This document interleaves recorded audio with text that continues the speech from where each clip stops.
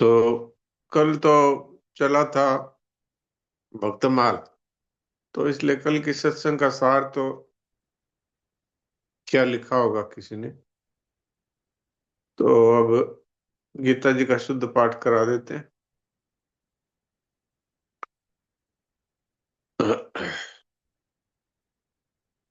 आज चौथे अध्याय का 33वां श्लोक है, 33। तो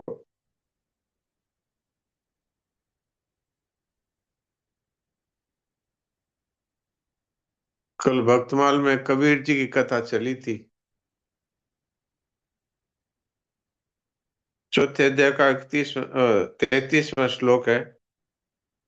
आप अपने गीता जी खोल लीजिए और उस पर ध्यान दें।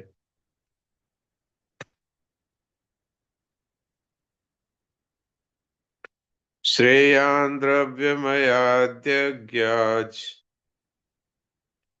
ज्ञानयज्ञः परन्तप सर्वं कर्माखिलं पार्थ ज्ञाने परिसमाप्यते।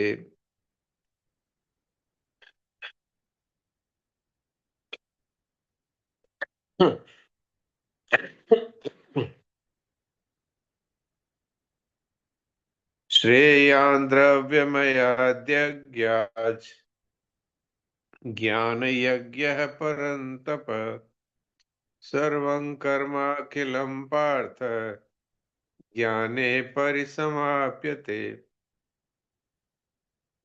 मैं पानी पी लेता हूँ थोड़ा।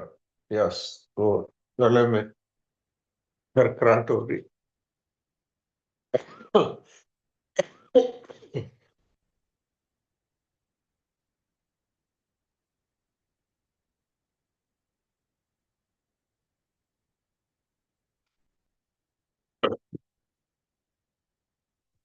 हे परंतप अर्जुन, द्रव्यमय यज्ञ से ज्ञान यज्ञ श्रेष्ठ है। संपूर्ण कर्म और पदार्थ तत्व ज्ञान में समाप्त अथवा लीन हो जाते हैं।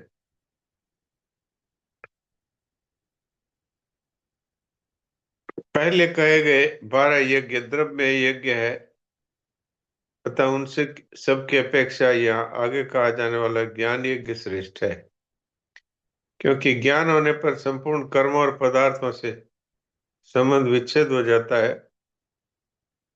द्रव्यमय यज्ञ में क्रिया तथा पदार्थ की मुख्यता है और ज्ञान यज्ञ में विवेक विचार की मुख्यता है।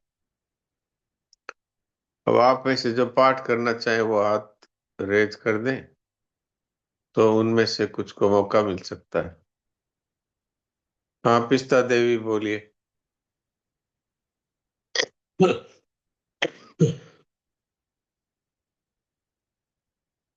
आप अपना माइक टच करेंगे, नीचे जो माइक दिए हुए नीचे की नीचे लाइन में, वहां अपना माइक टच करिए तो खुल जाएगा।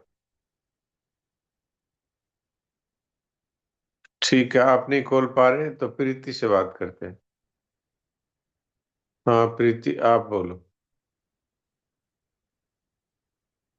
नारायण नारायण जी से प्रणाम कर रही हूँ। नारायण नारायण।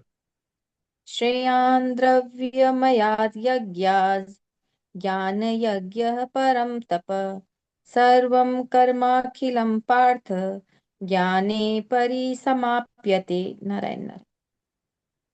ठीक है।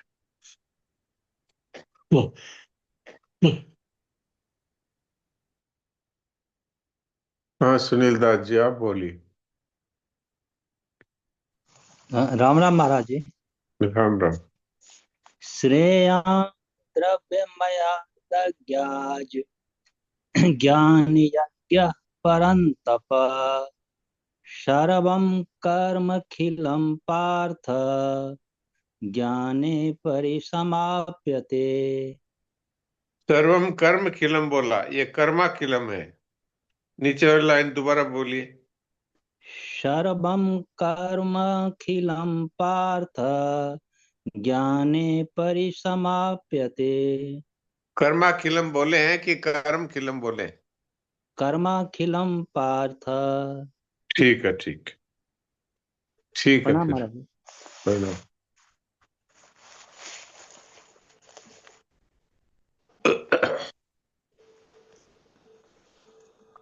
सुलोचना देवी।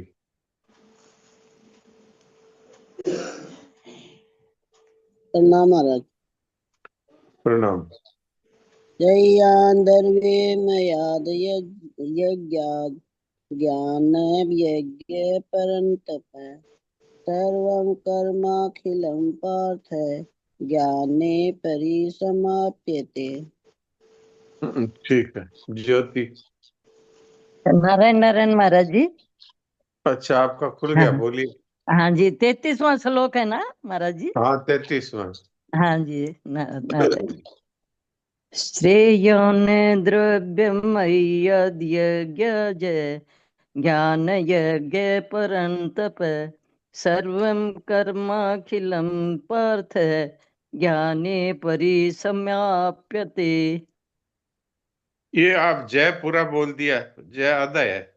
श्रेयान द्रव्यमयाद्यज्ञाज ज्ञान यज्ञ परन्तप।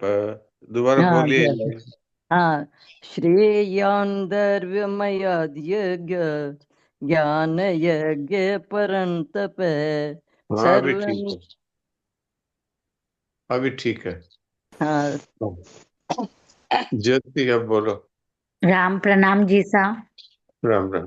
श्रेयान् द्रव्यमयाद्यज्ञात् ज्ञानयज्ञ परन्तप सर्वं कर्माखिलं पार्थ ज्ञाने परिसमाप्यते। ठीक, अच्छा। काना। रामं श्रूयान् द्रव्यमयाद्यज्ञात् ज्ञानयज्ञः परन्तप सर्वं कर्माखिलं पार्थ ज्ञाने परिसमाप्यते। री बोल दिया ना, ये री लंबा हो गया तो बड़ा हो गया री। ज्ञाने परिसमाप्यते। ज्ञाने ज्ञाने। परिसमाप्यते। हाँ, ज्ञाने परिसमाप्यते। ठीक। नारायण नारायण। नारायण नारायण।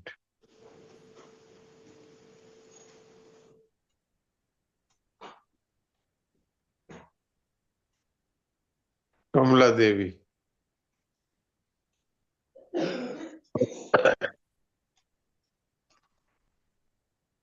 श्रेया द्रव्यमयाद् ज्ञाज सर्या द्रव्यमयाद् ज्ञाज ज्ञान यज्ञ परन्तप सर्वं कर्माखिलं पार्थ ज्ञाने परिसमाप्यते। आप ये जय जो आधा है इसको पूरा बोल दिया, इसलिए इसको आधा ही बोलना है। मैं आपको बोल के बताता हूँ। श्रेयान् द्रव्यमयाद्यज्ञाज ज्ञान यज्ञ परन्तप। बोलिए। श्रेया द्रव्यमयाद् ज्ञाज ज्ञान यज्ञ ये जय परन्तप बोल दिया ना, ये जय पूरा नहीं बोलना है जी।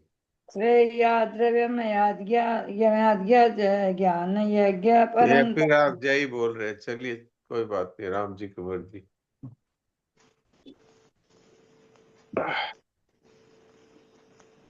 आपके समझ में नहीं आया तो मैं क्या कर सकता हूँ।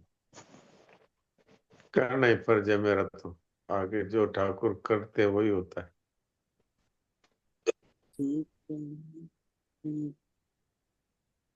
तो आज सोमवार है। आज महाराज जी की जो स्तुति प्रार्थना का जो सत्संग है उसी पे बातचीत होगी। तो आज तो ये जयेश भाई है, वो ट्रेन में है, इसलिए मैं ही पढ़ता हूँ और मैं ही बोलता हूँ।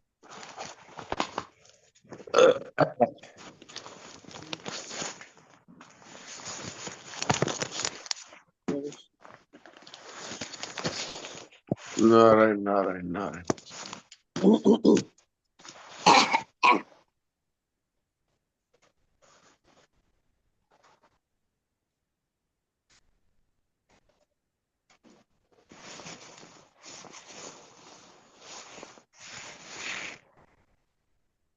ये प्रवचन है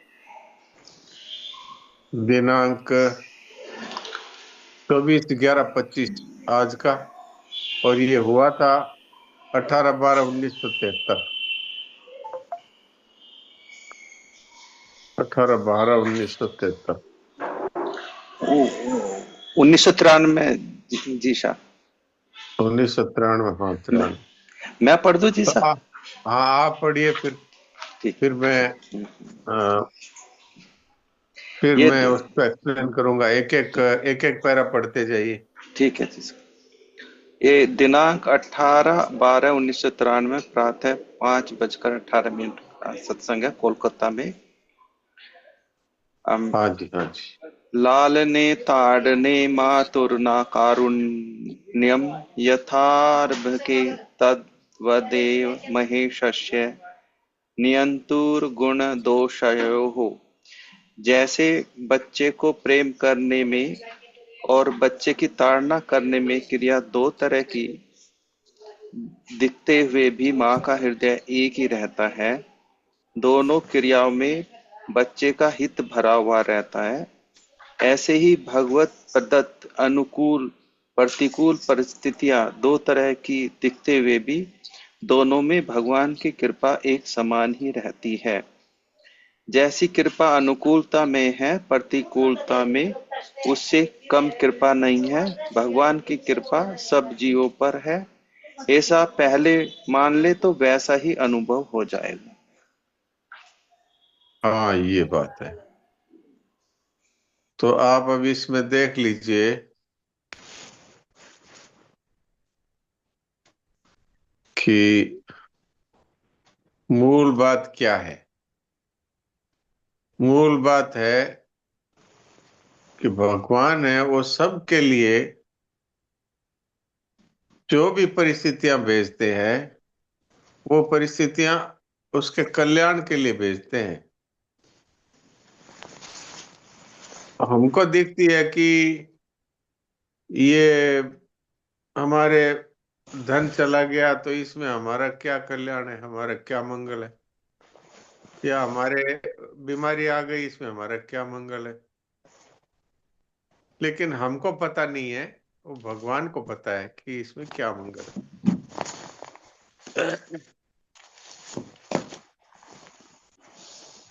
तो मैं जब सरकारी सर्विस से रिटायर हो गया था, तो फिर एक सरकार की तरफ से स्कीम चलाई गई। उसमें जो रिटायर्ड डॉक्टर्स हैं उनको वापस ले रहे थे। तो मैंने भी उसमें अप्लाई कर दिया। तो मेरे को एक सवाई माधोपुर जिले में एक हॉस्पिटल में मेरे को इंचार्ज के रूप में पोस्टिंग हो गई। तो वहां पर मैंने मन लगा के काम किया, और मेरे मन में यही बात रहती थी, भाई सबकी सेवा होवे। पर कहीं कहीं अनुशासन रखने की दृष्टि से किसी किसी पेशेंट को लाइन पे आने के लिए बोल दिया, या पेशेंट को ये कह दिया कि आपको 7 दिन की दवाई दी थी, आपको बोला था 6 दिन में आना, आप क्यों नहीं आए। इससे क्या है कि जो दवाई आपको चल रही थी वो छूट गई, तो कोर्स बीच में टूट गया। तो इससे अब हमको आपको इससे भी ज्यादा पावर की दवाई लिखनी पड़ेगी। इस तरह से थोड़ा सा कड़ाई से बोल दिया, तो एक व्यक्ति ने मेरी शिकायत कर दी चीफ मिनिस्टर ऑफिस में कि ये डॉक्टर है, इसका व्यवहार अच्छा नहीं है, इसलिए इसका ट्रांसफर है जो दूसरी जगह कर दिया जाए। तो दूसरी जगह जहां वो भेज रहे थे, वहां मैंने पता किया, तो वहां पर न तो रेल जाती है, न वहां पर ठीक तरह से कोई आवागमन का साधन है जयपुर के लिए, और न ही वहां पर कोई डॉक्टर के रहने की आवास की व्यवस्था भी थी। वो एकदम दूर गांव था। तो मैंने कह दिया भाई मैं वहां ज्वाइन नहीं करूंगा। तो उन्होंने कह दिया कि आप फिर ठीक है, आप इस्तीफा दे दीजिए। तो मैंने इस्तीफा दे दिया। फिर मैं मन में सोचने लगा कि मैंने तो पेशेंट की भलाई के लिए बात की थी, फिर भी मुझे अच्छी जगह थी वहां से छोड़ के आना पड़ा। पर मेरे मन में सत्संग के कारण से ये बात बैठी हुई थी कि भगवान जो करते हैं वो अच्छे के लिए करते हैं।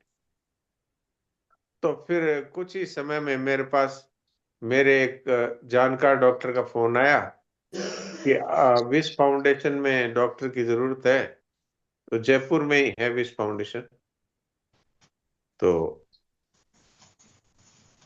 उसमें आप ज्वाइन कर लीजिए। तो मैंने वहां पर जाके बात की तो उन्होंने कहा हाँ आप ज्वाइन कर लीजिए। तो अब आप सोचिए कि वो वहां से बढ़िया जगह थी। मुझे भगवान ने वो जगह जहां पर मैं था उसको मैं अच्छी समझ रहा था, पर उससे बढ़िया जगह पे मेरी पोस्टिंग करवाई।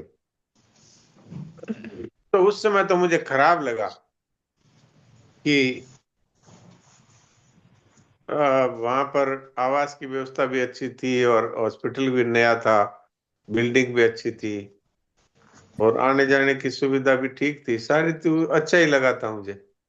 पर वो भगवान ने जो किया वो उससे भी ज्यादा अच्छा था।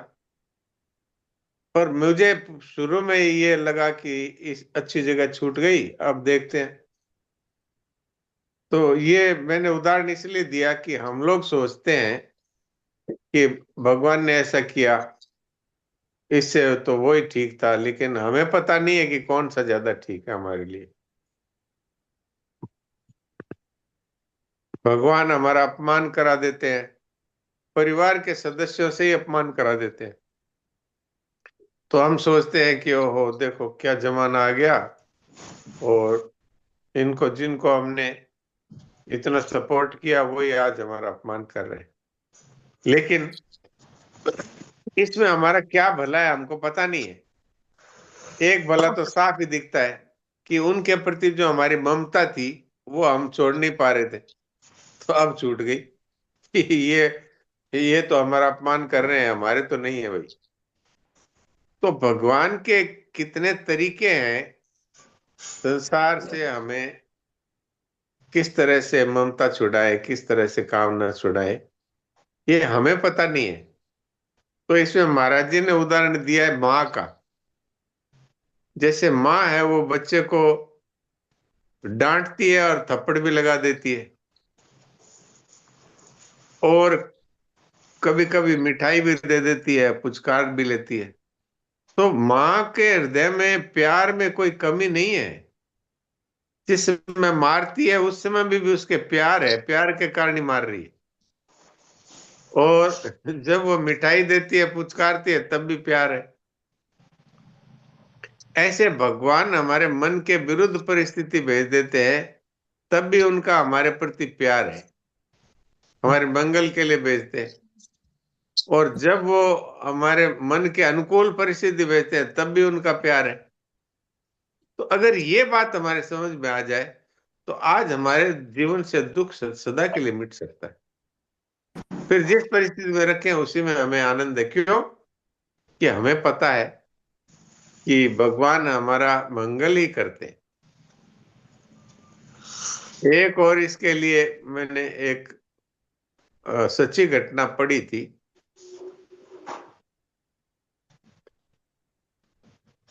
एक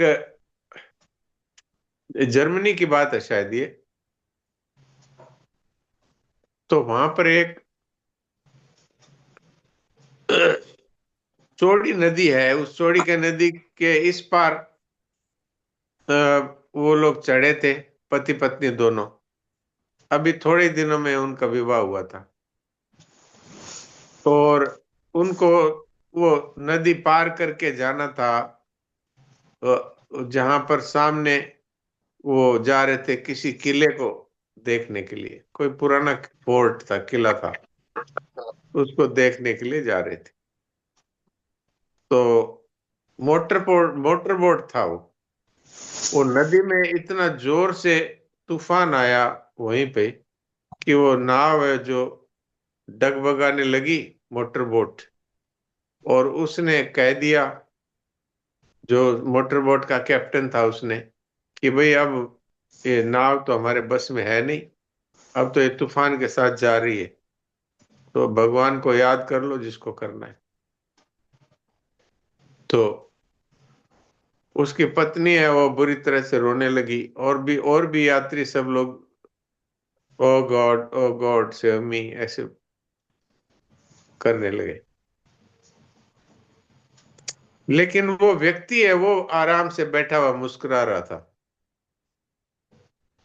थोड़ी देर में तूफान हट गया, तो कैप्टन ने कह दिया कि अब नाव कंट्रोल में है, अब कोई चिंता की बात नहीं। तो उसकी पत्नी ने उससे पूछा कि हम लोग सब रो रहे थे और चिल्ला रहे थे, घबरा रहे थे, आप मुस्कुरा रहे थे, तो ये क्या बात है? तो उसने अपनी जेब से एक चाकू निकाला और पत्नी के गले में चाकू लगा दिया।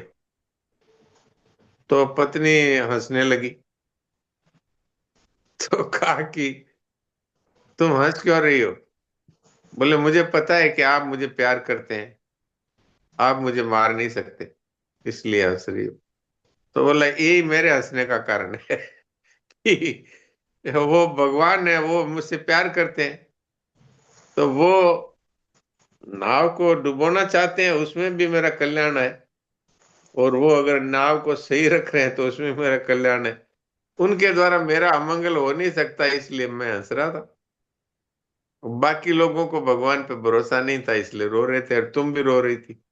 पर देखो, मैं तुम्हारे गले में चाकू रखा तो तुम फिर भी हंस रही थी। तो इस तरह से मैं भी ये मानता था कि वास्तव में भगवान है वो तो माँ की तरह है।